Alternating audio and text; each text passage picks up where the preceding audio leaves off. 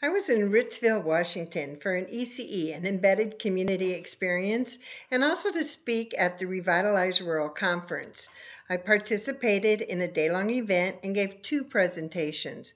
I met many people and answered a lot of questions, and I took those who wanted to go on a walking tour of their town. Now, we don't do a normal walking tour. While I might talk about some cool things in the town, like their distilleries, some rehab buildings, eateries, I tend to focus more on the possibilities. What could that building be? Could you paint those boarded over windows in that building? Who could we call right now to make that happen? There's an empty space between buildings. Could that be a walkway or a place to add local art? I see things that most locals don't even see anymore. There was an auto body and repair building that I simply declared, "That's beautiful." I got some funny looks. The brick building was painted gray and the paint was peeling, but it was still a solid building. On the south side of the building was an empty lot full of weeds. I imagined that lot cleaned out with a volunteer group of ninjas that just show up with weed whackers and make quick work of it. So no need to ask for permission. Who's going to be mad because you cut down weeds in an empty lot? I like to lead with kindness as well. There was a business in that old building. Why not leave them a note thanking them for doing business in that town? Kindness does open the door for collaboration, cooperation, and goodwill. Also, someone on the tour went over there and just asked them, "Can we paint art on your windows?" Because they were boarded over. Right then, during the tour, that gentleman went over and asked, and the owner said yes. Don't wait to take notes and then go back a week later and ask when you've forgotten all about it and you're not excited. Do things when you think about them. Now, we visited businesses on the main street that were open, and some were new.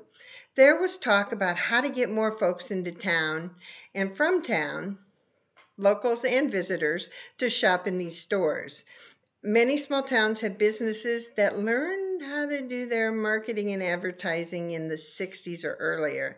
The times have changed. If you want to be successful today, you need to find a way to leave the old ways behind and start using the new ways. Small steps like cleaning up the front of your building, rearranging your store, filling your window with vibrant displays. Those things are going to get folks to wonder what is going on over there. And they'll come visit just to see. And those small steps don't cost money either. Now, be sure to share what you're doing online as well. Again, no money needed. Please hire staff that knows customer service or teach your staff customer service. Figure out how to use social media to talk about your store, but also your town and other stores in your town. You can partner with other businesses in town. In this town, Ritzville, there's a distillery and several new boutique stores. Imagine if they decided to create an environment where they supported each other. They could pool smaller monies and do more online advertising. They could put out postcards with the addresses for places online to post good reviews and ask their shoppers if they've been to the other stores and encourage your shoppers to review those businesses. These small steps might lead to a local event like a shop hop. And by building up your social media presence, you've now gotten a larger group of people that know you and just might come.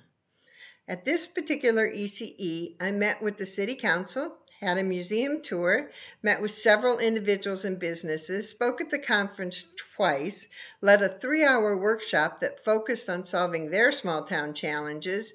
Of course, I ate and shopped local and thoroughly enjoyed the people in the town. Julie Flick, the Adams County Economic Development Director, had this to say, quote, "I knew I was going to really enjoy working with Deb when she told us from the moment she steps off that plane to the time she heads back home, she will be there with us to share resources and ideas to revitalize our small towns."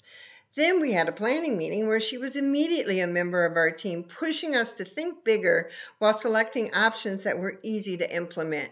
Don't wait another minute to revitalize your small town.